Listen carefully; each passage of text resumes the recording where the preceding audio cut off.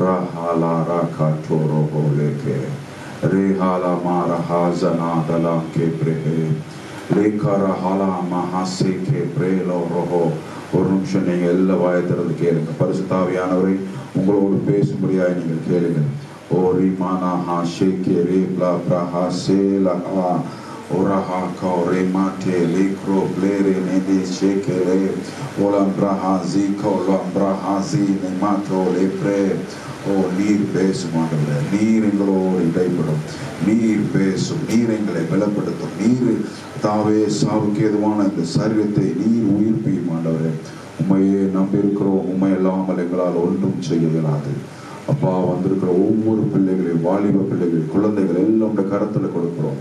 ஓரா நா காட்டே பிளைங்க்ரே ஷீக்கலா குரோக்ரே டீசே மேட்டேலே ஓ மாஹூரி பிளஹாசி காப்ரஹாசி நாலா ராக்கோட்டோ ஓ பிரேனா மாரஹா லாதுனை மே பிரே ஓ மாக்கோ ஆசி மேதே அரஹாசி கேலே பிரேஹேனே கிளே ஷேகே டிலிப்ரா.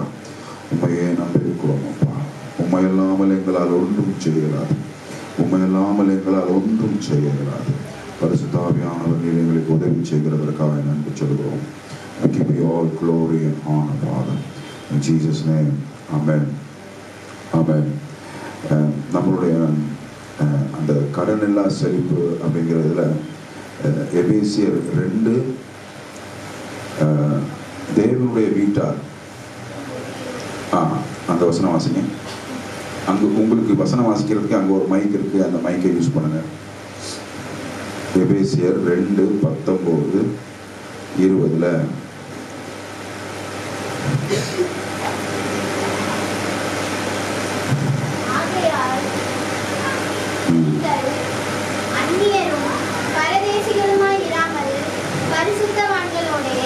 ஒரே நகரத்தாரும் தேவனுடைய வீட்டாருமாய் இருந்து அப்போஸ்தலர் தீர்க்கதரிசிகள் என்பவர்களுடைய அஸ்திபாரத்தின் மேல் கட்டப்பட்டவர்களுமாய் இருக்கிறீர்கள்.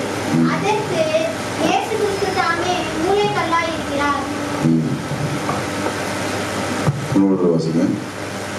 ஆகையால் நீங்கள் இனி அந்நியரும் பரதேசிகளுமாய் இராமல் பரிசுத்தவான்களோடு ஒரே நகரத்தாரும் தேவனுடைய வீட்டாருமாய் இருந்து அப்போஸ்தலர் தீர்க்கதரிசிகள் என்பவர்களுடைய அஸ்திபாரத்தின் மேல் கட்டப்பட்டவர்களுமாய் இருக்கிறீர்கள்.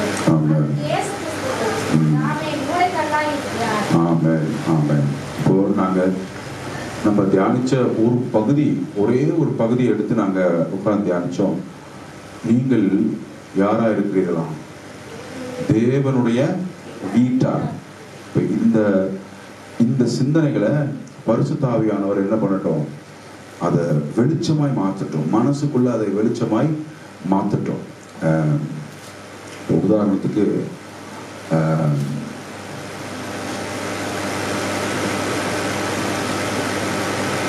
நான் போன வாரம் சொன்ன உதாரணம் தான்.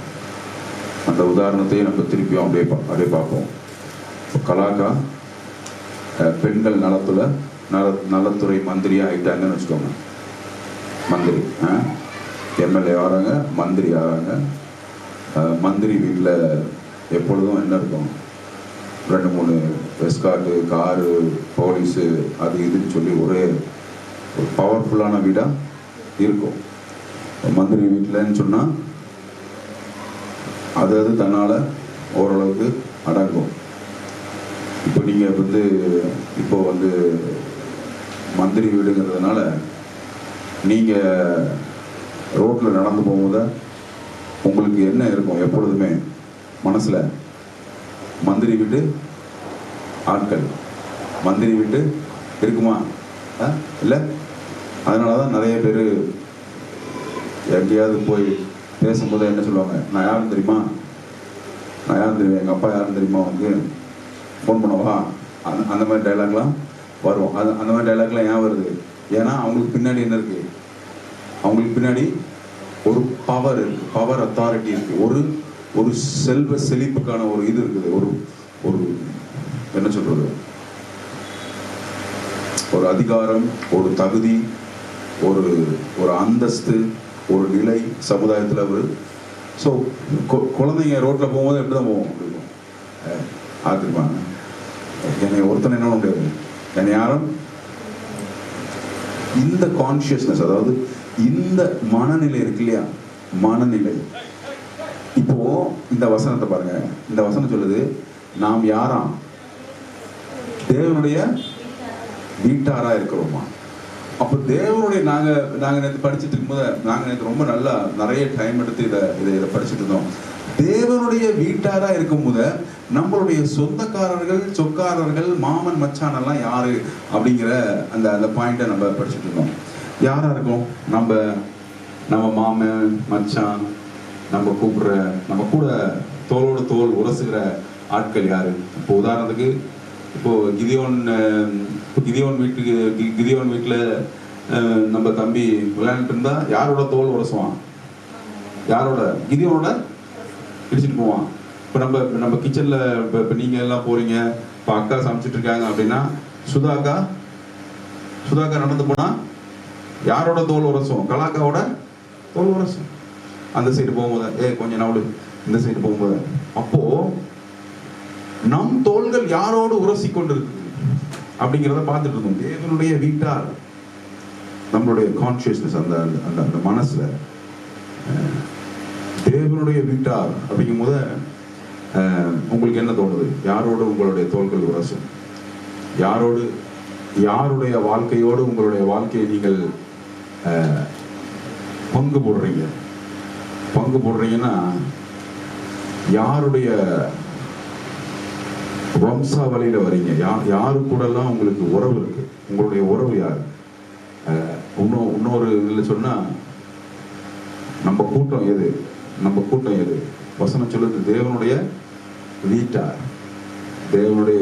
ஹவுஸ் ஆஃப் காட்ல கர்த்தர் இருக்கிறாரு, இயேசு கிறிஸ்து இருக்கிறாரு, பரிசுத்த ஆவியானவர் இருக்கிறாரு. எங்க எல்லாம் ஆயிரமான தூதர்கள் இருக்காங்க, பரிசுத்தவான்கள் இருக்காங்க. ஒரு பலிபீடத்தின் கீழே பார்த்தீங்கன்னா இரத்த சாட்சிகள் இருக்கிறாங்க. பலிபீடத்தின் கீழே வெளிப்படுத்தல படிக்கும் போது பலிபீடத்தின் கீழே இரத்த சாட்சிகள் இருக்கிறாங்க. இந்த மாதிரி கூட்டம் உங்களுக்கு என்னெல்லாம் தோணுது?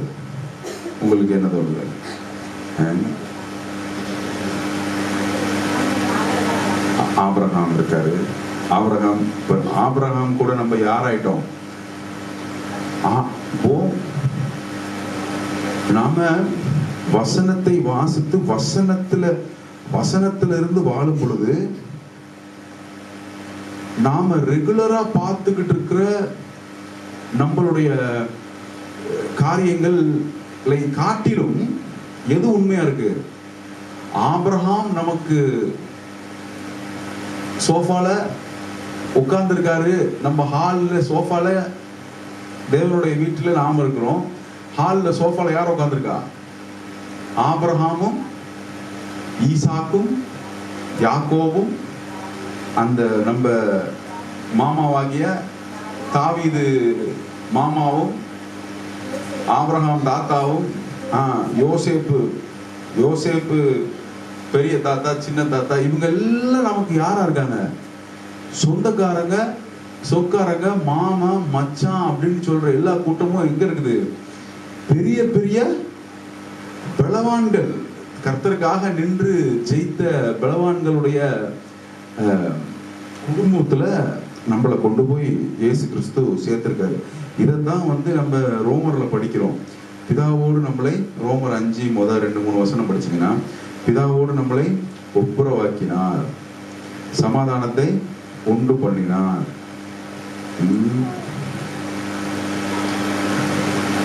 இவ்விதமாக நாம் விசுவாசத்தினாலே நீதிமான்களாக்கப்பட்டிருக்கிறபடியால் நம்முடைய கர்த்தராகிய இயேசு கிறிஸ்துவின் மூலமாய் தேவனிடத்தில் சமாதானம் பெற்றிருக்கிறோம். இந்த சமாதானம் தான் நம்மளை கொண்டு போய் எங்க கொண்டு போய் வைக்குது? தேவனுடைய வீட்டார், தேவனுடைய குடும்பத்தார், ஃபேமிலி ஆஃப் காட்.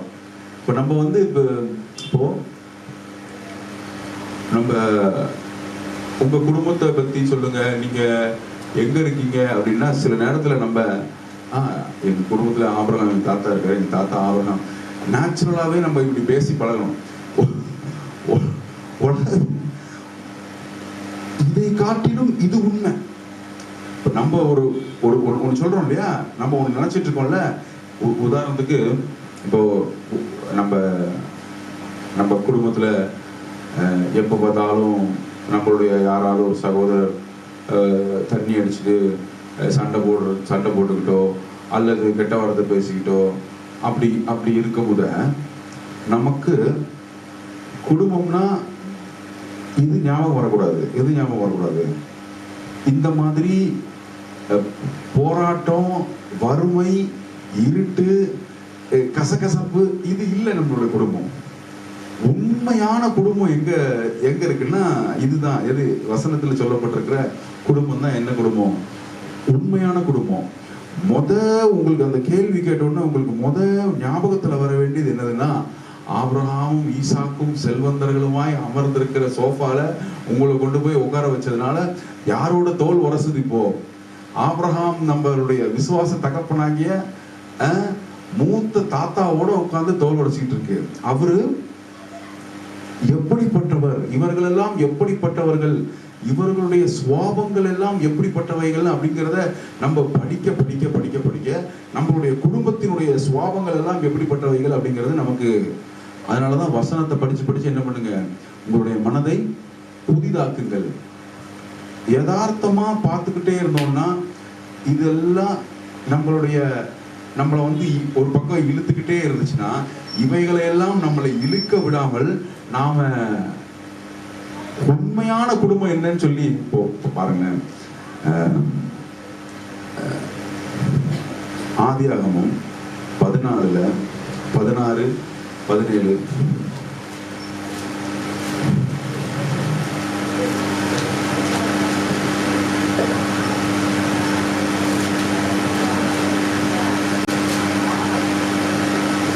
நம்ம தாத்தா, அதாவது நம்ம தாத்தாவாகிய விசுவாசத்துல நம்மளுடைய தகப்பனாகிய நம்மளுடைய ஒன் ஆஃப் த அப்பன், நம்மளுடைய அது வாசிங்க.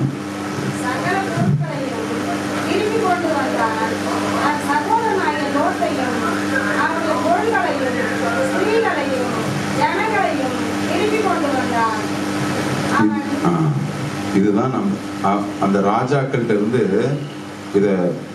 இந்த கதை எல்லாருக்கும் தெரியும். தொடர்ந்து நீங்க தியானிங்க.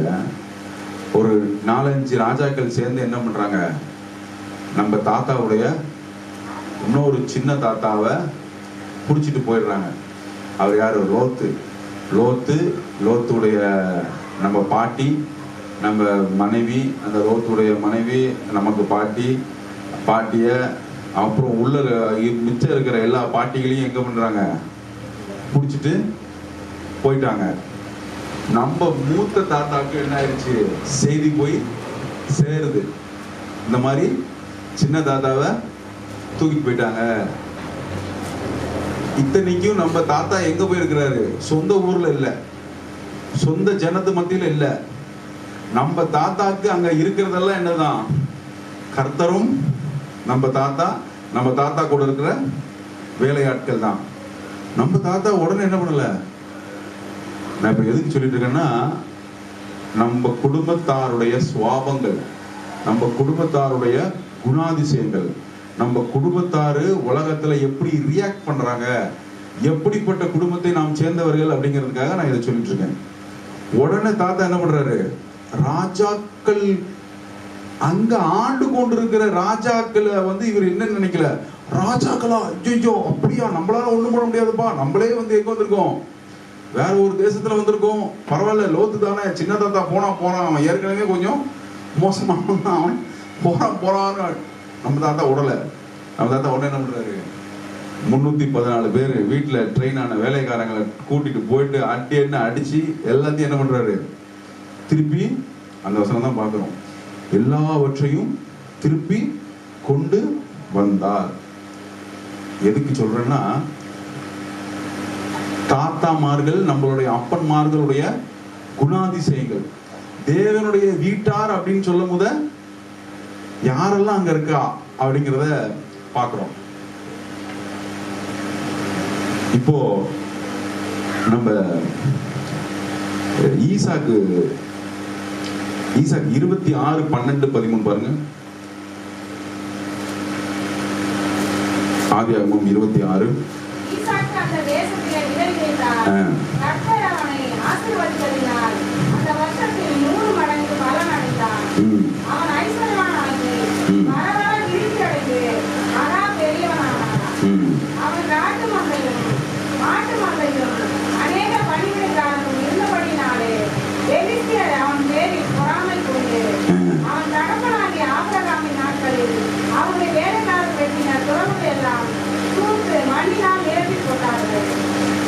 இங்க பாருங்க, இன்னொரு இது நம்ம சின்ன தாத்தா.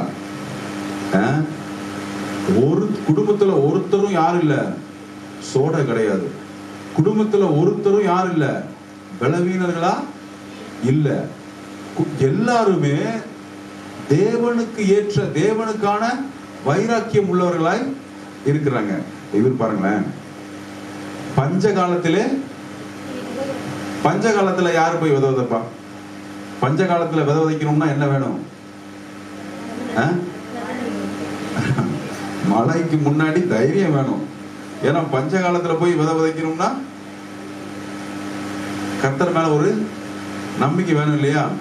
நம்பிக்கை எதுல இல்லாம யாரு மேல வைக்கணும்? நம்மள பலப்படுத்துகிற தேவன் யாரு? நாம் ஒரு காரியத்தை செய்யும் பொழுது அதை வர்ஷிக்கப்படுகிற தேவன் யாரு?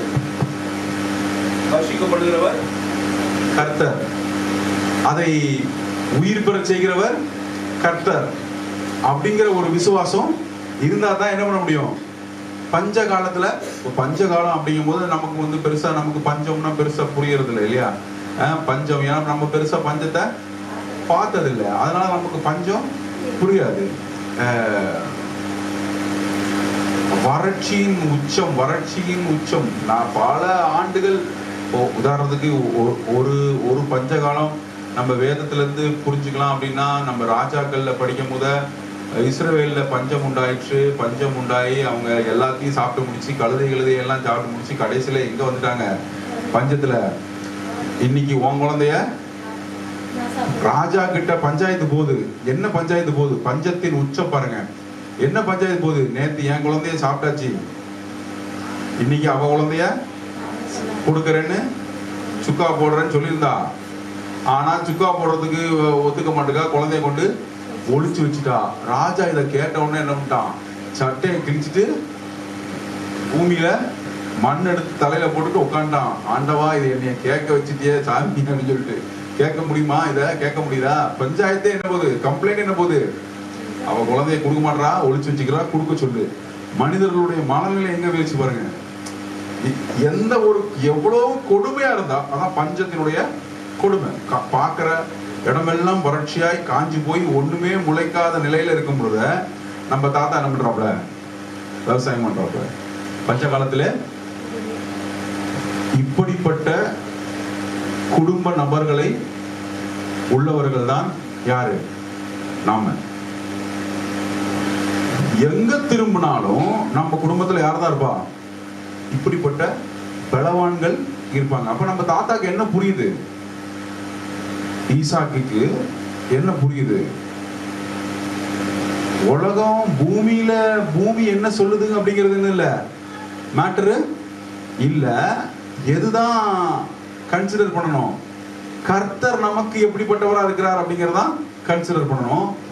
அவங்க அப்பாவோடு இருந்த தேவனை, ஆபிரகாமோடு இருந்த தேவனை தொடர்ந்து பார்த்து இவர் என்ன பண்றாரு? விசுவாசத்துல பஞ்ச காலத்திலே விதைத்தான், நூறத்தனையாய் அறுத்தான். இப்படிப்பட்ட நாம் ஹால்ல உட்கார்ந்து பேசிட்டு இருக்கும் போது இவர்கள் எல்லாம் எங்க இருக்காங்க? வீட்டாரா இருக்கிறார்கள். நம்ம வீட்டாரா இருக்கிறார்கள். இவர்களை குறித்து நாம் பார்க்க கேட்க உதாரணத்துக்கு இப்போ அப்பா அம்மார்கள், எங்க அப்பா எப்ப பார்த்தாலும் ஏதாவது ஒரு ஸ்பேனர் எடுத்து வச்சுக்கிட்டு அல்லது ஏதாவது ஒரு மரத்தை எடுத்து வச்சுக்கிட்டு எதையாவது ஒரு செஞ்சுக்கிட்டே இருப்பாரு எங்க அப்பா. அவரா திடீர்னு டைம் பாஸ் ஆகலன்னா 4 மரத்தை வாங்கிட்டு வருவாரு, டூல்ஸ் எல்லாம் வச்சிருப்பாரு, எதையாவது போட்டு தேய்ப்பாரு, அதை பண்ணுவார். சின்ன வயசுல நான் கொஞ்சம் ஹெல்ப்பரா இருந்திருக்கேன். கொஞ்சம் வளர்ந்த உடனே நான் கொஞ்சம் ஹெல்ப் பண்ணலை. அதுக்கு முன்னாடி நான் கொஞ்சம் ஹெல்ப்பரா இருந்திருக்கேன். அதை எடு, இதை போடு, இதை அடி, இதை செய்யு அப்படின்னு சொல்லி என்ன பண்ணிடுவாரு, சோஃபா செஞ்சிருவாரு. அந்த எங்க அப்பா செஞ்ச சோஃபா பக்கத்து வீட்டுல எங்கேயோ அவங்களுக்கு கல்யாணம்னு சொல்லி ரிசப்ஷன்ல வேற போட்டு பொண்ணு மாப்பிள்ளை வேற அவரா செஞ்சார். ஆனா அவர் ஆசாரி கிடையாது, மர ஆசாரி கிடையாது. ஆனா இந்த வேலையை பார்ப்பாரு. அப்புறம் வேற ஏதாவது வேலையை பார்ப்பாரு, பெயிண்ட் உட்காந்து அடிச்சிட்டு இருப்பாரு, அது ஏதாவது பண்ணிட்டு இருப்பாரு, எதையாவது ஒன்று செஞ்சுட்டே இருப்பாரு. ஸ்க்ரூ எல்லா டூல்ஸும் இருக்கும். இப்போ மகன் வந்து நான் அதை பார்த்து வளர்ந்ததுனால இது கட்டும் போத இன்ஜினியர் நமக்கு யாரும் கிடையாது, பிளான் யாரும் நமக்கு, கர்த்தர் தான் சீஃப் இன்ஜினியர். நீங்க எனக்கு மட்டும் தெரியும். இவங்க வந்து கேட்பாங்க வர்றவங்க, அளவு இது போடுங்க அது சேரும், இதுல இதை போடுங்க அது சேரும், அங்க இதை வைங்க இது சேரும், அது சேரும் சொல்லி எல்லாமே எங்க இருந்து வருது. இப்ப யாராவது ஒருத்தர் செஞ்சதை பார்த்து கூட வளரும் பொழுது நமக்கு என்ன, அதனாலதான் இவர்களுடைய விசுவாசத்தை நாம் பார்க்க அப்பன்மார்கள் தாத்தாமார்கள் செஞ்சதை நம்ம தொடர்ந்து கேட்க எப்படி கேட்க முடியும்? இதெல்லாம் இரவும் பகலும் அவருடைய வேதத்திலே தியானமா இருக்கிற மனுஷன் பாக்கியவான். தியானமா இருக்கும் போது நமக்கு என்னதான் வந்து சேருது, நமக்கு பஞ்சத்துல விதை விதைக்க முடியுமா? பஞ்சத்துல விதை விதைக்க முடியும்? நம்ம துணிக்காய வைக்கிறதுக்கே வானத்தை பார்த்துட்டு இருக்கோம், மழை வருதா இல்லையான்னு. இப்போ விசுவாசத்துல நம்ம படிச்சுட்டோம் நிறுத்துறதுக்கு. ஆனா ஒரு கூட்டம் என்னதான் பண்ணிட்டு இருக்கு, மனம்னா அன்னைக்கு துவைக்க மாட்டேங்குது. இதற்கு நடுவுல பஞ்சத்துல விதைக்க நம் தாத்தா பண்ணி அதை நூறுத்தனையாய் வளர்ந்ததை பார்த்த அனுபவத்துல தாத்தா என்ன பண்றாரு, மகனை ஆசீர்வதிக்கிறாரு. அது இந்த வசனத்துல இருக்கு. ஆதியாகமம் 27:28.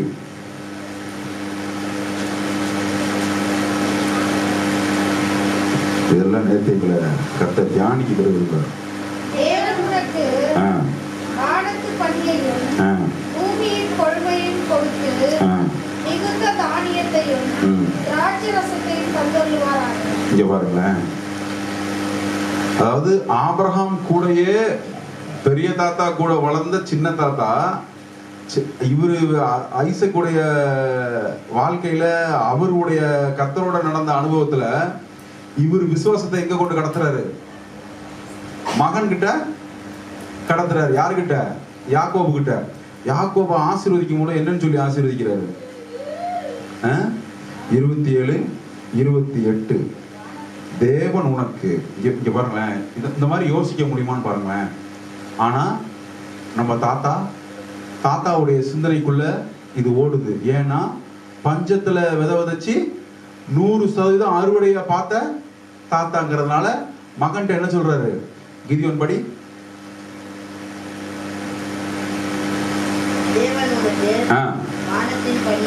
வானத்தின் பணியையும் பூமியின் கொழுமையையும்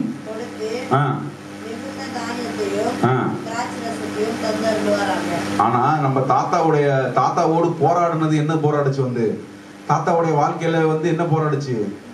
பஞ்சம் வந்து போராடுது. பஞ்சத்தை பார்த்த தாத்தா யாரு? ஐசக்கு. பஞ்சத்தை பார்த்தவரு ஆசீர்வதிக்கும் போது என்ன ஆசீர்வதிக்கிறாரு?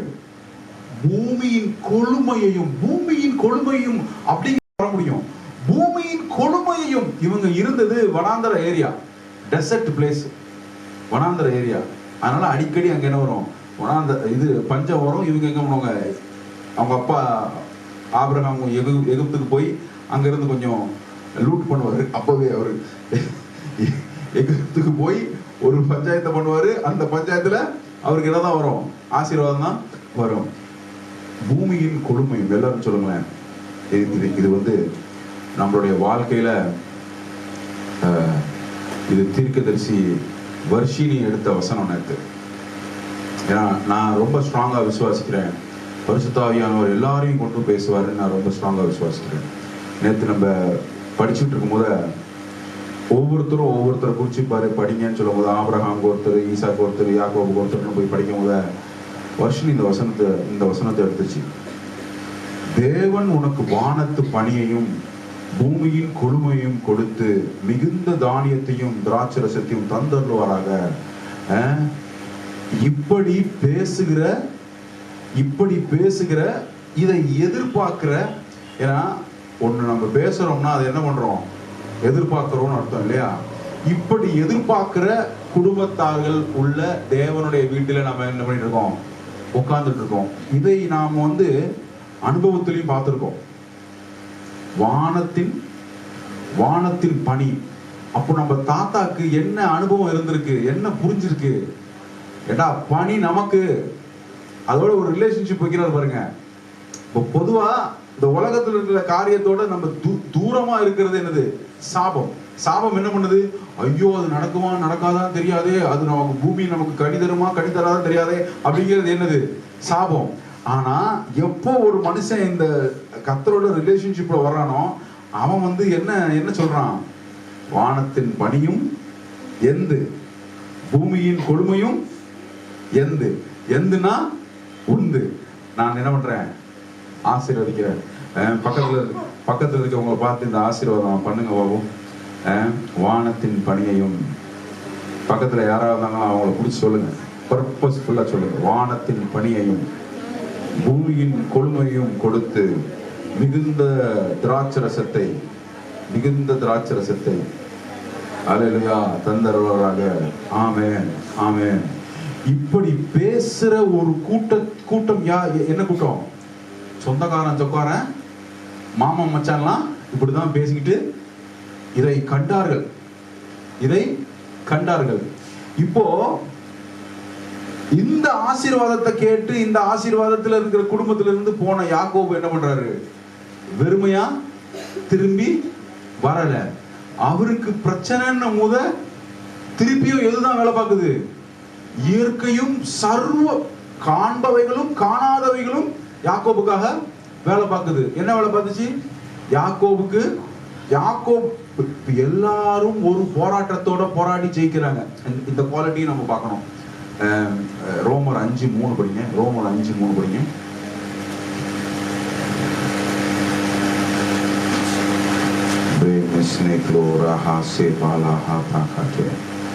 அது மாத்திரமல்ல, உபத்திரவம் பொறுமையையும், பொறுமை பரீட்சையையும், பரீட்சை நம்பிக்கையும் உண்டாகிறது என்று நாங்கள் அறிந்து உபத்திரவங்களிலேயும் மேன்மை பாராட்டுகிறோம். ஆமென் ஆமென். இப்போ நம்ம எந்த தாத்தாவும் ஈஸியா வாழ்ந்துடல வாழ்க்கைய.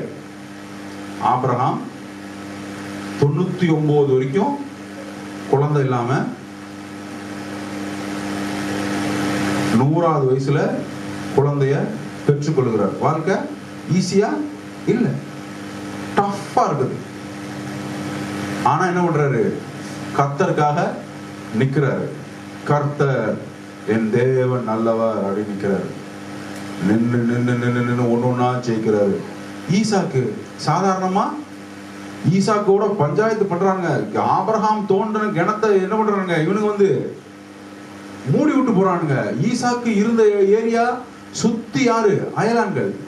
ஈசாக்கு பஞ்சம். பூமி என்ன பண்ணுது? போராடுது. பூமியின் மீது இருக்கிற சாபம் போராடுது. ஈசாக்கு என்ன பண்றாரு? விசுவாசித்து ஜெயிக்கிறாரு. யாக்கோபு பெரிய போராட்டம். ஒரு பொண்ணை கேட்டா இன்னொரு பொண்ணை கல்யாணம் பண்ணி வச்சுட்டாங்க. நம்ம ஆளுக்கு 2 பொண்ணுக்கும் வித்தியாசம் தெரியாத போராட்டம் வர இருக்கு. எந்த பொண்ணு கூட வாழ்ந்தவங்க தெரியாம ஐயோ நீ எனக்கு இந்த பொண்ணை கொடுத்துட்டியா, எனக்கு அந்த பொண்ணு வேணும் அப்படின்னு சொல்லி அது ஒரு போராட்டம். அதுக்கு போக அவங்க மாமனார் பெரிய பிரச்சனை பண்றாரு, எல்லாத்தையும் புடுங்குறாரு, மாத்தி சம்பளத்தை வைக்கிறாரு. யாக்கோபும் என்ன பண்றாரு? கர்த்தரையே நம்பி கர்த்தர் அவருக்கு ஒரு ரகசியத்தை கொடுக்கிறாரு. இந்த மரத்தினுடைய கிளையை என்ன பண்ண உடைச்சி நீ உன்னுடைய ஆடுகள் இனப்பெருக்கம் செய்யும் பொழுது அவைகளுக்கு முன்பாக போடு. உன் ஆடுகள் உனக்கு தனியா வரும், அவனுக்கு தனியா வீக்கான ஆடு, பலமான ஆடு. யாக்கோபு திரும்பி வரும்போது எப்படி வர்றாரு? ரெட்டத்தனையா எக்கச்சக்க சொத்தோட வர்றாரு. இப்போ இப்படிப்பட்ட குடும்பத்திலிருந்து தான் நம்ம என்ன பண்றோம்? இது ஃபர்ஸ்ட் நம்ம எப்பொழுதும் மனதில் நிறுத்தி வைக்க வேண்டிய ஒரு பாயிண்ட் என்னன்னா, இந்த எல்லா போராட்டமும் நம்மளுடைய ஜெயத்திற்காய் சேர்ந்து வேலை பார்க்குது. நாம் கர்த்தர் மேல் வைத்திருக்கிற விசுவாசம், அவரை பற்றி நிற்கிற காரியங்கள், ஃபைனலா ஜெயம் யாருக்கு தான்? நமக்கு தான். இந்த காலத்தின் நடுவில் நாம் கர்த்தருடைய நாமத்தை நாம் உச்சரித்து அவருக்கு நன்றி சொல்லி நிற்போம். அப்படிப்பட்ட குடும்பம் தான் இவங்க எல்லாருமே. இப்படி நாம ஒவ்வொருவருடைய வாழ்க்கையிலையும் நம்ம படிச்சுக்கிட்டே போகலாம். எல்லா நம்மளுடைய சொந்தக்காரங்க உடைய வாழ்க்கையை படிச்சாலுமே அப்படியே படிச்சுக்கிட்டே வந்தீங்கன்னா யோசேப்பு, அப்படியே வந்தீங்கன்னா நிறைய தீர்க்கதரிசிகள், தாவீது, சாலமோன், அப்படியே வாங்க. அப்புறம் முதல்ல வைக்க வேண்டிய ஆளு நம்மளுடைய மூத்த சகோதரன் யாரு? இயேசு கிறிஸ்து. வந்தார், போராடினார், ஜெயித்தார், எல்லாத்துக்கும் சேர்த்து ஆபிரகாமுக்கு சேர்த்து விடுதலை கொடுத்து என்ன பண்ணாரு? பரமேறி எங்க போய் உட்கார்ந்திருக்காரு? வெளிப்படுத்தல் வாங்க, வெளிப்படுத்தல் 5ஆவது அதிகாரம் வாங்க. நேற்று வெளிப்படுத்தல் கொஞ்சம் படிக்கவும் கர்த்தர் கிருபை தந்தார். வெளிப்படுத்தல் பரிசுத்த ஆவியானவரோட நாம படிக்க வேண்டிய ஒரு புஸ்தகம். ஏற்கனவே சொல்லப்பட்ட பிரசங்கங்களின் மூலமாய் படிக்க வேண்டிய புஸ்தகம் கிடையாது. யார் மூலமாய் படிக்கணும்?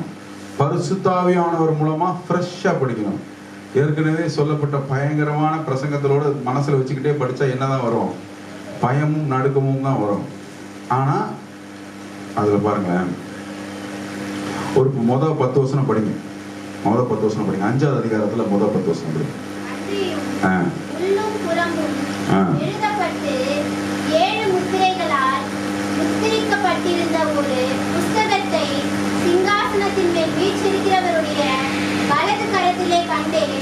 புஸ்தகத்தை திறக்கவும் அதில் முத்திரைகளை உடைக்கவும் பாத்திரவான் யார் என்று மிகுந்த சத்தமிட்டு கூறுகிற பலமுள்ள ஒரு தூதனையும் கண்டேன்.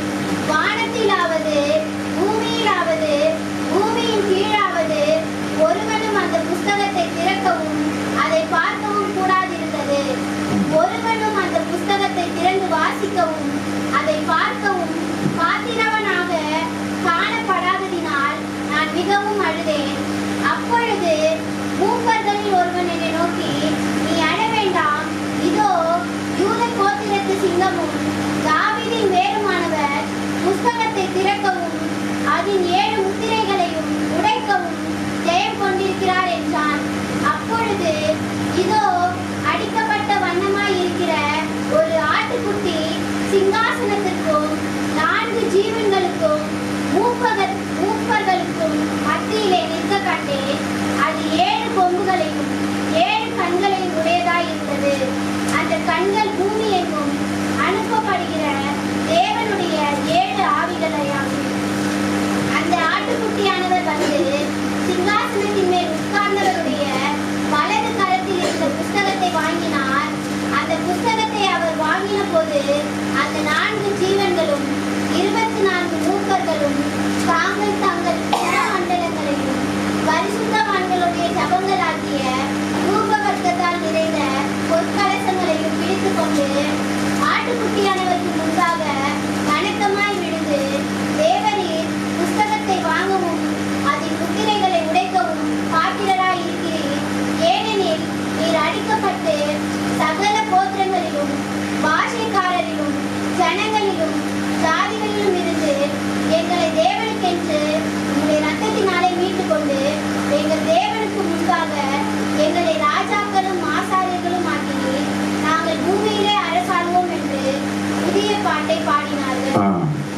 முக்கியமான பாயிண்ட், வெளிப்படுத்தல் அதிகாரம். வெளிப்படுத்தல்ல 5ஆவது அதிகாரத்துல இந்த தோல் சுருள் ஒண்ணு.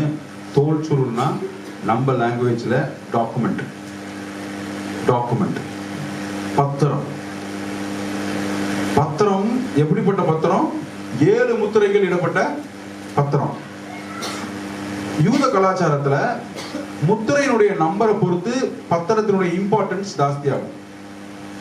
அவங்களுடைய சொத்து பத்திரத்துல 4 முத்திரைகள் போடப்படணும். 4 முத்திரைகள் இருக்கணும். இங்க 7 முத்திரைகள். Highly important document. இன்னொன்னு உள்ளும் புறமும் எழுதப்பட்ட பத்திரம். வீட்டு பத்திரம் இப்ப இருக்கிற கலாச்சாரத்திலும் சரி, யூத கலாச்சாரத்திலும் சரி, உள்ளும் புறமும் எழுதுவாங்க. இப்போ இந்த பத்திரம் எதனோடு சார்ந்தது அப்படிங்கறத யோவானுடைய ரியாக்ஷனை வச்சு நம்ம பார்க்கிறோம். யோவான் என்ன பண்றாரு? ஒருவனும் அந்த புஸ்தகத்தை திறந்து வாசிக்கவும் அதை பார்க்கவும் பாத்திரவானாக காணப்படாததினால், இங்க பாருங்க, யோவான் எங்கிருந்து போறாரு? பூமியிலிருந்து போன ஒரு மனுஷன். இந்த பத்திரத்தை யாரும் வாங்கறதுக்கு தகுதி இல்லைன்னு யோவான் விழுந்து அழுகிறாரு. அப்ப என்ன அர்த்தம்? யோவான் எதுக்கு விழுந்து அழணும்? அப்போ அது பூமிக்கு சம்பந்தப்பட்ட பத்திரம். யோவான் அழுந்த உடனே மூப்பர்கள் வந்து என்ன சொல்றாங்க பாருங்க, அழ வேண்டாம். எத்தனை வசனம்? 5வது வசனம். அழ வேண்டாம், அழ வேண்டாம்னு சொல்லிட்டு உடனே ரிலேட் பண்றாங்க பாருங்க. என்ன ரிலேட் பண்றாங்க? இதோ யூதா கோத்திரத்து சிங்கமும் தாவீதின் வேறுமானவர். இங்கதான் என்ன சொல்றாங்க? அந்த டாக்குமெண்ட்டை வாங்கறதுக்கு பூமியிலிருந்து, பூமியினுடைய வித்து, பூமி தாவீதின் கோத்திரம்னா என்ன? பூமியிலிருந்து வந்த ஒரு வித்து ஜெயிச்சு ரெடியா இருக்குது.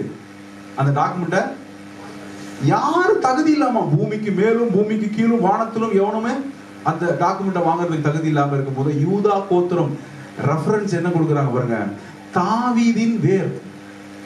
தாவீதின் மூலமாய் வந்த ஒரு வம்சத்துல வந்த ஒரு ரத்தமும் சதையும் எலும்பும் உடைய தேவகுமாரன் பாடுபட்டு ரத்தம் சிந்தி தகுதியாய் வந்துட்டாரு, அவர் வாங்கிக் கொள்வார். அப்புறம் பாருங்க, அப்புறம் போய் அந்த ஆட்டுக்குட்டியானவர் வந்து சிங்காசனத்தில் மேல் உட்கார்ந்து இருந்தவருடைய வலது கரத்தில் இருந்து, சிங்காசனத்தில் உட்கார்ந்து இருக்கிறவருடைய வலது கரத்துல அந்த டாக்குமெண்ட் இருக்கு. வாங்கறதுக்கு தகுதியா யாரும் இல்லைன்னு சொல்லி யோவான் அழுகிறாரு. இல்ல, தகுதியா ஒருத்தர் இருக்காரு. ஆட்டுக்குட்டியானவர் வர்றாரு. வந்து வலது கையில இருந்து டாக்குமெண்ட் என்ன பண்றாரு? அவர் வாங்கிக்கிறாரு. இப்போ பூமியுடைய சகல அதிகாரமும் எல்லாமே யாருக்கு கொடுக்கப்பட்டிருக்கிறது? இயேசு கிறிஸ்துவுக்கு கொடுக்கப்பட்டிருக்குது. லிட்டரலா டாக்குமெண்ட்டும் டிரான்ஸ்பர் ஆயிருக்குது. உடனே பின்னாடி கீழே பாருங்க, தேவரீர் புஸ்தகத்தை 9வது வசனம், வாங்கவும் அதன் முத்திரைகளை உடைக்கவும் பாத்திரராயிருக்கிறீர், ஏனெனில் நீர் அடிக்கப்பட்டு சகல கோத்திரங்களிலும் பாஷைக்காரிலும் ஜனங்களிலும் ஜாதிகளிலும் எங்களை தேவனுக்கென்று உம்முடைய இரத்தத்தினாலே மீட்டுக்கொண்டு எங்கள் தேவனுக்கு முன்பாக எங்களை ராஜாக்களும் ஆசாரியர்களும் ஆக்கினீர், நாங்கள் பூமியிலே அரசாளுவோம் என்று புதிய பாட்டை பாடினார்கள். வெளிப்படுத்தல் சுவிசேஷத்திலிருந்து நாம புரிஞ்சுக்க வேண்டிய ஒரு முக்கியமான விஷயம், எங்க அரசாளுவோம்? வசனம் சொல்லுது, பூமியிலே அரசாளுவோம். பூமியிலே எல்லாரும் சொல்லுங்க, இந்த வசனத்தை வாசிங்க. எல்லாரும் வாய் திறந்து வாசிங்க. 9:10 எல்லாரும் பைபிள்ல இருந்து வாசிங்க. அவங்க வாசிங்க. புஸ்தகத்தை வாங்கவும் அது முத்திரைகளை உடைக்கவும் பாத்திரராயிருக்கிறீர், ஏனெனில் நீர் அடிக்கப்பட்டு சகல கோத்திரங்களிலும் பாஷைக்காரர்களும் ஜனங்களிலும் உம்முடைய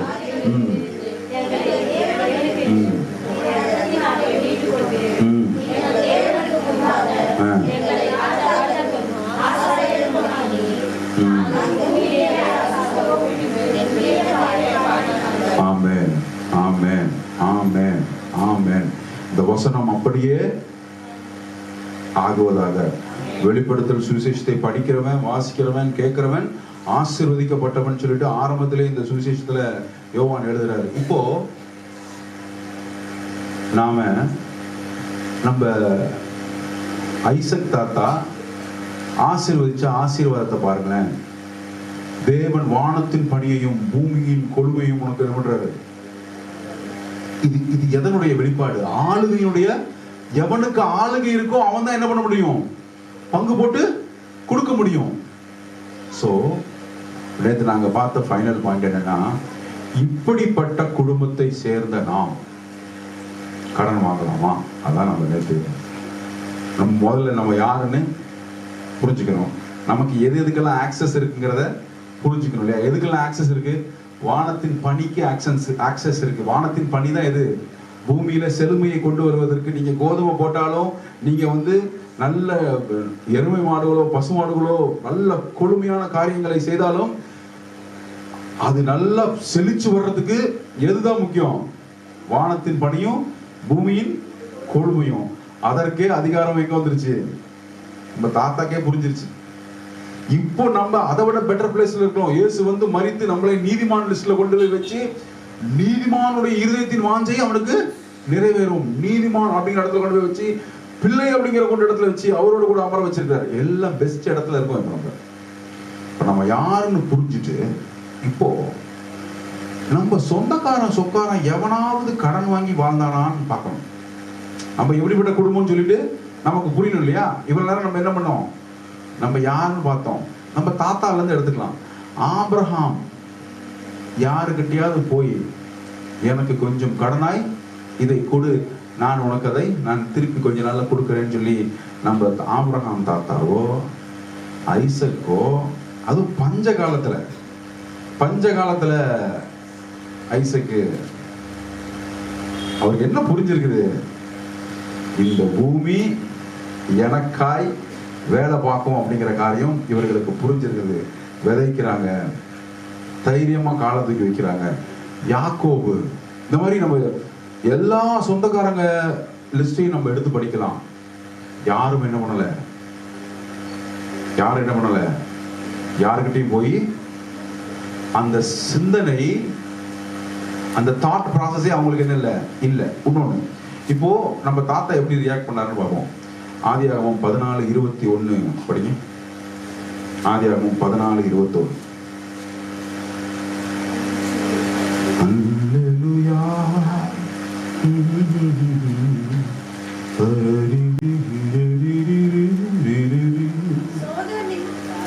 சோதோமின் ராஜா ஆபிரகாமை நோக்கி, ஜனங்களை எனக்கு தாரும், பொருள்களை நீர் எடுத்துக்கொள்ளும் என்றான். அதற்கு ஆபிரகாம் சோதோமின் ராஜாவை பார்த்து, ஆபிரகாமை ஐஸ்வர்யவான் ஆக்கினேன் என்று நீ சொல்லாதபடிக்கு நான் ஒரு சரட்டையாகிலும் பாதரட்சியின் வாரையாகிலும் உமக்கு உண்டானவைகளை யாதொன்றையாகிலும் எடுத்துக்கொள்ளேன் என்று வானத்தையும் பூமியையும் உடையவராகிய உன்னதமான தேவனாகிய கர்த்தருக்கு நேராக என் கையை உயர்த்துகிறேன். ஆமா, இதுதான் யாரு? நம்ம குடும்பத்துல தொடர்ந்து நம்ம பார்க்கலாம். இந்த இது பேர் என்ன தெரியுமில்ல? தேவனுக்கு ஏதுவான திமிரு, தேவனுக்கு ஏதுவான முதுகெலும்புல இருக்கிற பலன்.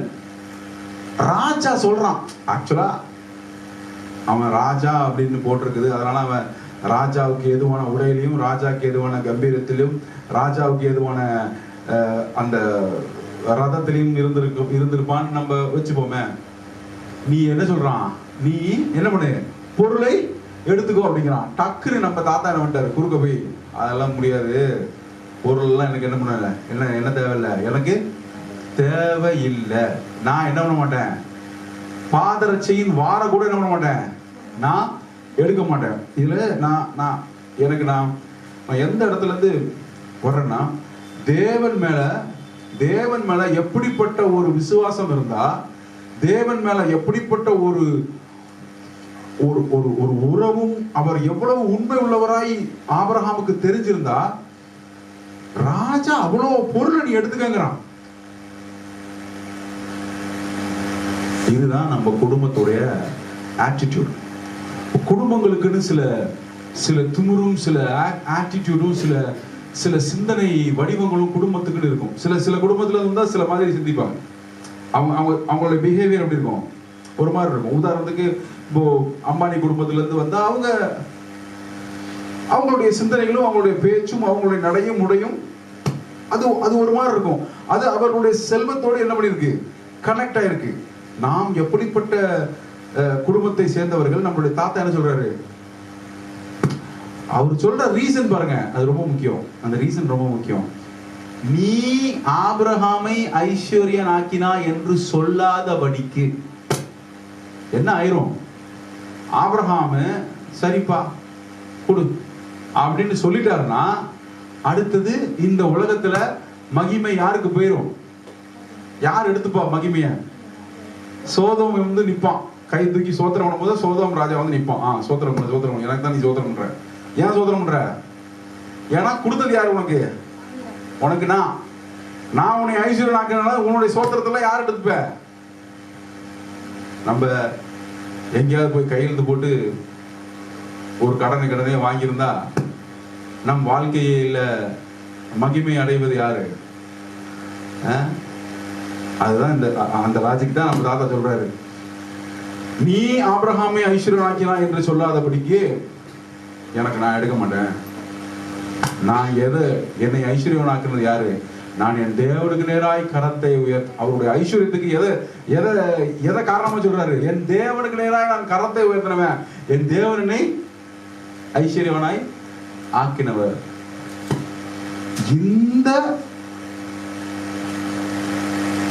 எந்த குடும்பத்தை சேர்ந்தவர்கள் அப்படிங்கிற ஒரு புரிதலும் இது வந்து நம்ம தினந்தோறும் இரவும் பகலும் வேதத்தை தியானிக்கும் போது அது நம்மளுடைய ரியாலிட்டியாவே நம்மளுடைய மனசுல இருக்கணும். அதை மாற்ற முடியாது. நம்ம கண்ணுக்கு முன்னாடி என்ன தெரியுது அப்படிங்கிறதுல இருந்து நம்மளுடைய ஐடென்டிட்டி எடுக்கிறது இல்லை, வசனத்துல இருந்து நம்மளுடைய ஐடென்டிட்டி எடுக்கிறோம். நீங்கள் யாரு? நீங்க எங்க இருந்து வரீங்க? எங்க தாத்தா பேரு ஆபிரகாம் அப்படின்னு என்ன பண்ணுங்க, பேசி பழகுங்க. உலகத்தில் இருக்கவங்களுக்கு கொஞ்சம் சிரிப்பு வந்தாலுமே அதுதான் உண்மை. இதுதான் உண்மை, வசனம் தான் உண்மை. ரெண்டாவது, இந்த ஸ்டாண்ட், ஒரு ஸ்டாண்ட் எடுக்கிறோம்ல. ஸ்டாண்ட் எடுக்கிறது என்னது? ஸ்டாண்ட் எடுக்கிறதுனா ஒரு நிலைப்பாடு. நிலைப்பாடு அப்படின்னா உதாரணத்துக்கு இதை ஆரம்பிக்கும் போது 350 ரூபா சொச்சம் வச்சுக்கிட்டு நம்ம என்ன நிலைப்பாடு எடுத்தோம்? கர்த்தர் இதை நமக்கு முடிச்சு தருவார், செஞ்சு தந்தார். ஸ்டாண்டு. அதே தான் இந்த ஸ்டாண்டு. நான் உன் இடத்துல கடனை கேட்டு உன்னைய நான் என்ன ஆக்க மாட்டேன்? உன்னைய என்னுடைய தேவன் ஆக்க மாட்டேன். இன்டைரக்டா என்ன கையெழுத்து போட்டா என்ன அர்த்தம்? கடன் வாங்கிறவன் கடன் கொடுத்தவனுக்கு அடிமையாய் இருக்கிறான் அப்படின்னு என்ன அர்த்தம்? என் வாழ்க்கையில அப்புறம் நான் சாட்சி சொல்லும் போது நான் என்னன்னா சாட்சி சொல்லணும்?